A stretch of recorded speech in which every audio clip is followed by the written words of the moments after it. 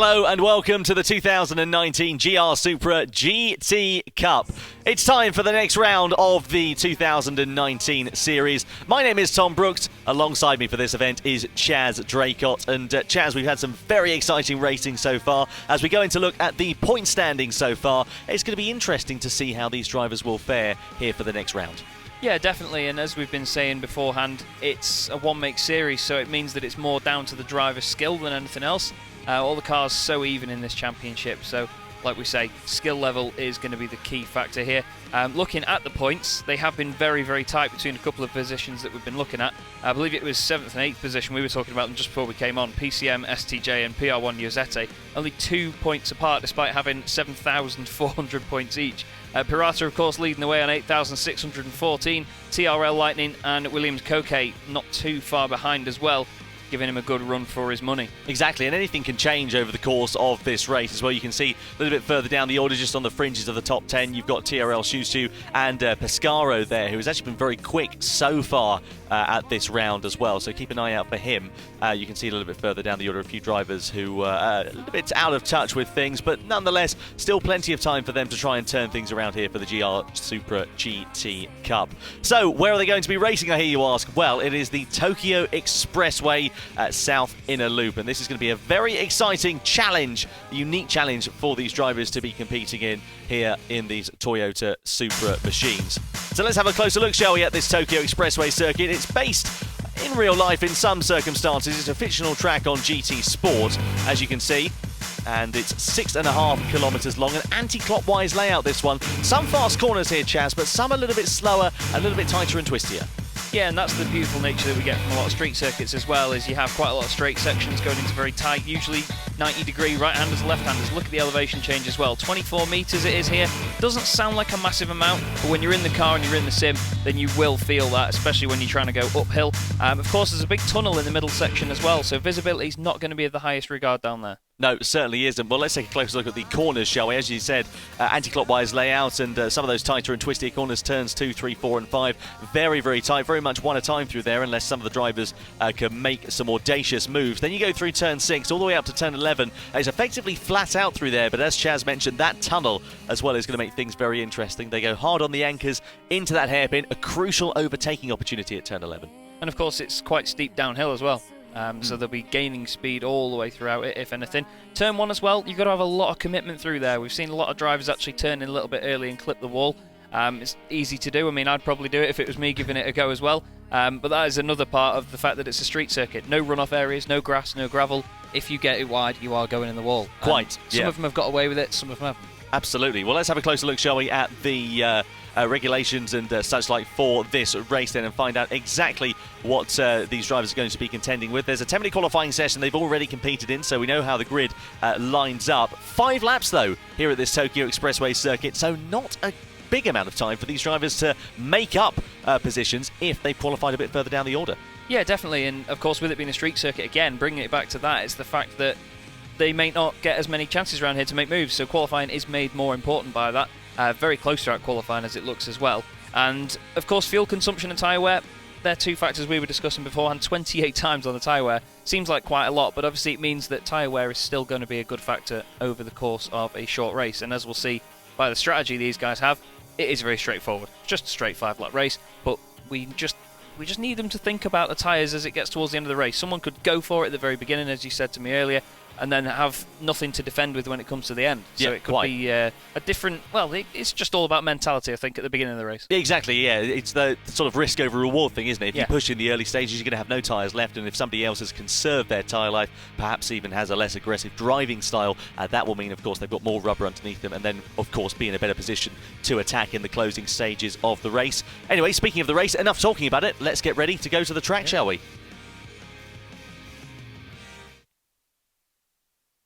So the drivers lined up on the grid, then the Spaniard Pescaro, he starts from pole position, light out then, and away we go. Pirata on the outside line, who's going to get the best drag down towards the first corner as they come down towards turn 1 for the first time of asking. Very closely matched between these drivers from this standing start, but as we head down to the turn 1, it's Pescaro who's got the inside line. Pirata is still shuffled to the outside. He's going to have to be careful of Unfazed, the Frenchman there in third place, because he's all up the inside of him as well. Doesn't manage to get past and slots back into his slipstream there, but a nice clean start from all all of the drivers involved here, Chaz, as they come down in towards turns 2, 3, 4 and 5. Yeah, they're just going to be eyeing up their opportunities now. We can see Pirata making a really good run down this long straight towards the triple right-hander onto the brakes. He's got it done there. Turns the car in, nice and clean. Pescara gives him the time. It looks like Stig running wide there, the Hungarian driver, down a couple of places. Looks like Pescara is trying to still put the pressure on, but you can see these cars really trying to deal with the weight change. You can see the body roll as they go from right to left and back on the power once again. But as you say, very clean start for everybody. They're just going to be taking it easy for these first couple of laps. Well, very evenly matched, of course, these cars, because they're identical in every way, shape and form. So therefore it comes down a lot more to driver ability. You can see STL Face, they've got a great run going through the right-hander, and this is where they're pretty much flat out all the way up to turn 11 as they go through the tunnel. STL on Face tries to pull alongside Pescara. Pescara tries to defend his position to go through the right-hander. A little bit of body rubbing between them as Pescara is shuffled out a little bit wide there. No way through as things stand for Unfazed as it goes at the moment, but he's going to be trying to think a bit further down the line as they go into turn 11. That's where he's going to try and find his way through. He clips the barrier though, and that allows RC Snake to try and get involved in the action as they go hard on the anchors down into turn 11. RC Snake we right on board with Yosete there just in front as Unfazed goes up the inside of Pescaro. 4nd position on board we are with RC Snake as Yosete also gets past Pescaro as well. So 2 Spaniards dueling for position, but Pescaro losing now 3 positions as RC Snake finds his way back through. Yeah, and in the space of just over half a lap, he's gone from pole position down into 5th place, so not the best first lap that Pescara would have wanted, but really good battling between these guys. Nobody around yet, which is the good thing, so he's got the chance to fight another day. As you go through this last section, you can just see how much these guys will be turning in there. The clip of the wall still on the outside, that was Unfazed going into it there. And these things are almost sideways going through this section, but again, it's just down to how the cars deal with the body roll and the weight transfer, because they're just trying to stay on the power as best they can. No sort of chance of lifting for these guys. They want to just be on the throttle as best they can. Snake coming down the inside now into turn 1. This will be a real test of his commitment, and it'll just be also a test of Yosete of how much he's going to defend. He's going to concede the position for now. Lifts off, lets Snake get the move done because he knows there's plenty of time left in this race. Of course, with these laps being about 2.5 minutes a lap at the moment, because obviously it's quite a long circuit, so as we say, plenty of time for him to try and get the move back done. Absolutely right, riding on board with Yosete then as he comes over the brow of the hill down in towards turns 2, 3 and 4 and 5. They will go hard on the brakes for Yosete here. Look at Pirata though, that gap has been closed up by Unfazed just in front now. He pulled out a bit of an advantage, has the Italian at the front, but now that advantage has been shrunk down quite significantly as the drivers behind have begun to sort their acts out and get themselves closed up onto the back of him. So from a potential race lead that was very commanding at the end of lap 1, it has come down to just over 0.8 of a second as things stand as they come through the tunnel, through the right-hander. They go, and very closely matched, and quite a significant gap actually being pronounced from 6th position down to 7th there. We saw RH Stig, the Hungarian driver, running wide on the first lap, and he's dropped back quite significantly. A 3.1 second gap he has to Jim Racer in front as things stand at the moment. Yeah, and of course Pirata at the moment showing us why he is leading the championship. Great job getting it done on lap 1, trying to run away with it, but like you said, Unfazed, he ran a little bit wide through the triple right-hander, but now he's managed to just close the gap back up again. It's all down to commitment, I think, through a lot of these corners. As Pirata going very wide there, actually. It looks like diving into the pit lane, so he is diving into the pits there and making a tyre stop, so the drivers will have to make a tyre stop by the looks of things over the course of this race then. So that's interesting. He's gone early doors for that first pit stop here at the Tokyo Expressway. Now he's going to come out in a myriad of traffic here. He pulls alongside Jacques 1882 here, the British driver, and Pirata has lost out quite significantly, and that's not the thing he will have wanted. He wants a nice clean out lap at this stage. It's a very interesting tactics there from the Italian, and this could potentially allow the likes of Unfazed and RC Snake to get the overcut. They can have some good in laps. If they decide to pit on this lap, they might come out ahead of him. Yeah, that's what I was thinking really, is the fact that he's gone into the pits, obviously he's trying to do the very famous undercut that we all know and love in motorsport, but at the same time he's put himself back out in traffic, clipping the wall there as well, running wide. A lot of these guys are trying to get away with that as best they can, but these guys may just slow him down in front. He may be on new tyres, so you'd think that he'd have the pace straight out the box with these guys, but we'll have to see whereabouts he comes out afterwards. Only 0.2 of a second between our two French race leaders at the moment. They're actually side by side now as they go through the left-hander. full throttle. It looks like Snake's got the lead already here, actually. Brilliant driving there from RC Snake as they come down in towards that very tricky right-hander. So, as you say, the two Frenchmen leading the way, and Unfazed taking a bit of a tighter line on the inside there. He's got a good amount of corner speed going through, and Yesete running a little bit wide through that right-hander. That could compromise his drive as they come in towards the left-hander, which does follow. Doesn't allow him to drop too far back as things stand, with Unfazed getting a little bit out of shape as they come on towards that right-hander and then onto that straight as they head up towards the climb towards turn number 11. Here is PR1 Yesete at the moment. We're looking at him now in the pink and black machine as he comes on through the tunnel. Now Pescaro, the man who was on pole position and leading in the early stages of this race, down in 4th position with Jim Racer very close for company behind. Yeah, and they've got quite a gap as well to those guys. 4 seconds now from our 3 race leaders. So the podium place is looking safe for now, but of course we do have to keep in mind where Pirata's going to end up when these guys filter back in. Here is Pescaro now as well. Jim Racer just behind him there, the Italian driver. And again, after that, there's another big gap as well. Actually, Tom, quite a spread there, 5.4 seconds at the moment. But he's got PCM STJ, the Portuguese driver, in there as well. Oh, now here we go. Yeah. Look, yeah, 2nd and 3rd place of Unfazed and RC Snake have gone into the pits. Yesete and Pescaro and Jim Racer all do carry on for another lap. So interesting tactics then going on here. So the two Frenchmen deciding to pit in the same sort of time as one another. A little bit more fuel being taken on board there for RC Snake. So that might mean that he doesn't have to conserve as much fuel, go into fuel saving mode towards the end of this race. Meanwhile, look at this great battle as RC Snake and also Unfazed have filtered back into traffic, but crucially there, they have filtered back ahead of the earlier race leader of Pirata. Yeah, he's up into 12th place now, just at the back of this battle, but he's not actually made any ground on them. If anything, he's lost ground now, so he's got the job to do. But as we say, Unfazed now and Snake right involved in this traffic.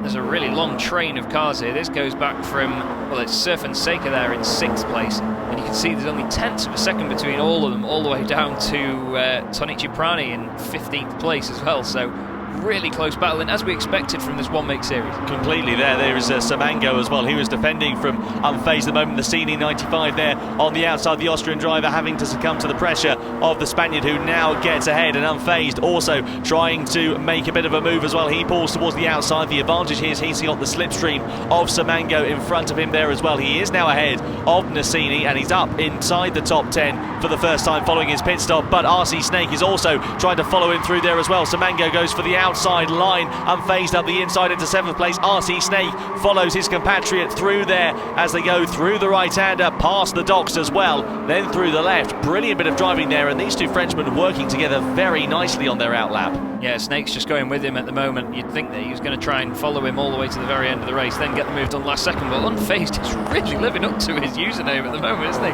6th place now. He's gone past Surf and Seika like he wasn't there, through the right-hander. Snake's really going to have his work cut out trying to stick with him here, but if we look a little bit further down, Pirata's only up to 11th place, so in all honesty, it looks like it's not paid off for him at the moment. No, it looks like a very big strategic error there for Pirata. If he'd emerged in less traffic, it might have benefited him significantly, but it hasn't done so here at the Tokyo Expressway for the EMEA region. We're already on the penultimate lap here, and look at this as well, as ROH Stick comes under pressure from PCM STJ, and very sideways there from Unfazed. He gets it all crossed up, coming down in towards the right-hander of turn 11. He's going to try and pick off 2 at once. That's a brilliant move, and PCM STJ goes up the inside of ROH Stick as well for good measure. So the Hungarian losing 2 positions. Also, as you can see in the top of your shot there, that is Yesete, who's been given a penalty for one reason or another. Half a second penalty, not quite sure what that would be for at the moment. I wouldn't say track limits normally, but it's very difficult to exceed track limits on a street circuit. Yeah, I was thinking that actually. It was the first thing that came to mind, but what a move that was by Unfazed. They were getting it all crossed up as he was sliding around the right-hander. Still managed to get it stopped, still got it down the inside, and then he didn't fall foul to the overlap as well from the other drivers. So what a brilliant move. He's really showing his worth at the moment. Snake not quite getting through as quickly. Same with Pirata, who's also up to 9th, but Snake now on the back of PCM STJ, the Portuguese driver, as they go down into turn 1. Once again, it's a check of the commitment, but he's got the run. looks like he's going to get it done before they even get there here, Tom. Well, the drivers taking a difference in strategy here in this race because they're coming onto the final lap now. Some have pitted, some have not. So the likes of unfazed RC Snake and also Pirata deciding to pit to try and have fresher tyres towards the end of this race in the hope that it will benefit them, but it doesn't seem to be benefiting them too much at the moment. If Pescaro, Jim Racer and Yasete can hold on to those top 3 positions, it will be a best of a 4th place finish for unfazed as things stand. And what about this man here, RC Snake? He's trying to have a bit of a lunge down for 5th position of ROH Stig into the right-hander. Don't think he was quite able to make that move, Sig, as things are at the moment. But look at your 2 leaders now, the Spaniard versus the Italian, of Pescaro versus Jim Racer. Coming in towards the right-hander we go, and then up the climb towards turn number 11. This is where it's going to get very exciting, and surely where Jim Racer is going to find a way past. Well, he's certainly got to give it a go. Only, well, half a lap to go now, if that. But of course, Pescaro now back in the lead. He started from pole position, had a torrid first lap, ended up in 5th. So he'll be happy to have that clear air in front of him, but he won't want to look in his rear view mirror too much because Jim Racer is putting the pressure on at the moment. He's got 3.3 seconds back to Yasete as well, so he doesn't have to worry about going for a move because he doesn't have to think about the fact that he may come under attack himself. You can see Pescaro a bit sideways there, and Jim's really got the run on him. Pescaro's going to come over to the right to defend. He makes a bit of contact with the back of him, trying to go over to the left. But he's going to run deep by the look of it. Yep, Jim Racer's going to go through. He goes up the inside. Nicely done there from Jim Racer. He gets the lead on the final lap here at the Tokyo Expressway South inner loop. So just a few more corners now from home for the Italian. Unless Pescaro can try and invent something, it surely is going to be the Italian's race to win this one. Meanwhile, Yasete there in 3rd position as Unfazed and Snake are wondering exactly what they've done to get things to go so wrong here. Those pit stops have not worked out for those drivers at all. Yasete, meanwhile, is also a driver who has made a pit stop, and it has paid off for him. But through the final corner comes Jim Racer. An audacious lunge on the last lap it was from the Italian, and a move that has paid off with great dividends as well. Over the timing line he comes. Jim Racer takes victory in the EMEA region GR Supra GT Cup here at the Tokyo Expressway. Pescaro comes home in 2nd, and his compatriot of PR Yasete in 3rd position. Unfazed in 4th. RC Snake in 5th position as well, and a bit of a slide over the line there for one of the drivers. I think that was Pirata. He pretty much physically threw it away as well as doing that in the race. But what a great race from the guys, though. And as we saw, the different strategies, it was nice to have that thrown in there. As I said beforehand as well, I thought it was going to be a very straightforward race, just 5 laps, sprint race. But it was good to see that some of them went for the pit stop to see if it can work, and obviously it didn't work out. But it was also good to see that the contact between Jim and Pescaro at the end wasn't the actual determining factor in it. I think Pescaro still had the chance to get it stopped after said contact. He just still didn't manage to do it, and Jim, of course, took it. Went a little bit too late on the brakes there, as you can see, and, well, Pirata, he'll be wondering exactly what might could have been. You can see there Surf and Seca, Samango inside the top 10, Nacini, Aguila, Jack, Pachu, Tony, forgive the pronunciation there, Tanichi Prani there in 15th position, and then you can see a little bit further down the order, ZPK 19, RGS Style in 18th, and Zambash, the Netherlands driver, the Dutch driver, down there in 19th position here at the Tokyo Expressway Southern Inner Loop. So then, what does that mean for the points rankings after round 9 of the GR Supra GT Cup? Well, it does mean that Pirata still, miraculously, manages to lead the way. No TRL Lightning here, of course. That does mean that he is able to just extend that advantage a little bit out. Meanwhile, RC Snake there in 4th position, so still making some headway in that race, despite an interesting strategy call.